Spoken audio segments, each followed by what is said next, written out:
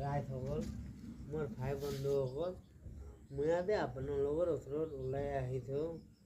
মোৰ নাম মন্দিৰ, মোক সকলোৱে চিনি পোৱা।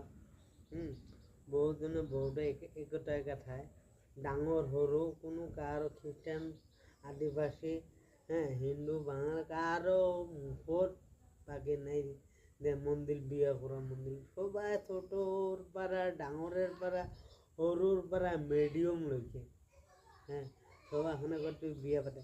লাষ্টত মই ঘৰে পৰা ওলাবাই লাগছোঁ।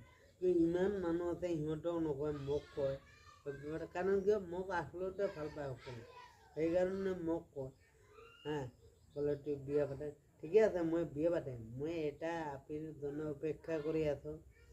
মোর মোটামুটি 2 নম্বর গেছে। 2 নম্বর দেওয়ার পিছত আর বহুত ডিমান্ড আইতে ইমান গেছে, মোটামুটি মোর হিসাব নাই গেলেও এইবিলাক মন ইমান দিয়া নাই, কিন্তু এইটো লাষ্টেডটো এমরা সিও মোক ছাড়িব নাপায় আর ময়ো তাক ছাড়িব নাপালোঁ।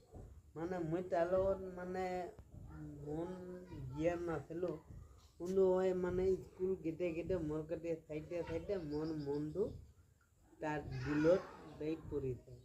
পৰাৰ লগে লগে মোৰ আৰু বিয়া মোটামুটি আৰ কৰাব কত মন নাযায়, মই এলে তাকে কৰাম।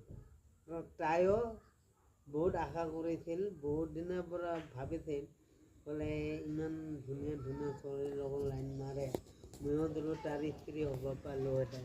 সেইকাৰণে তাই বহুত আশা কৰে মোৰ লগত মোটামুটি মন খাইছে। সেইকাৰণে তাই কোনো তাতে বিয়া বাৰু মই ঘৰৰ পৰা আহিলে তাই বিয়া নবহে, মই দেৰি কৰি বিয়া কৰিম। আৰু ছোৱালীজনী কৈছিল মই হয় ফেল কৰা ইচ্ছা আছে। তাৰপিছত মই ছোৱালীজনীক ডাবৰাইছিলোঁ, কি ফেল কৰে, লেটাৰ নিয়ে পাছ কৰিব লাগিব, ডিভিশ্যন নিয়ে পাছ কৰিব লাগিব। মোটামুটি সেইকাৰণে ছোৱালীজনী কোৱাৰ লগে লগে ছোৱালীজনী মোৰ কথা শুনিছে আৰু লেটাৰো মাৰিছে, লেটাৰ মাৰিছে, ডিভিশ্যন মাৰিছে, ষ্টেণ্ড মাৰা নাই। মই ভাবিছিলোঁ খালি ষ্টেণ্ড মাৰা, ডাঙৰটো মনে পৰে, কিন্তু ডাঙৰটো হ'ব পৰা নাই ছোৱালীজনী। লেটাৰ মাৰিছে আৰু ডিভিশ্যন মাৰিছে।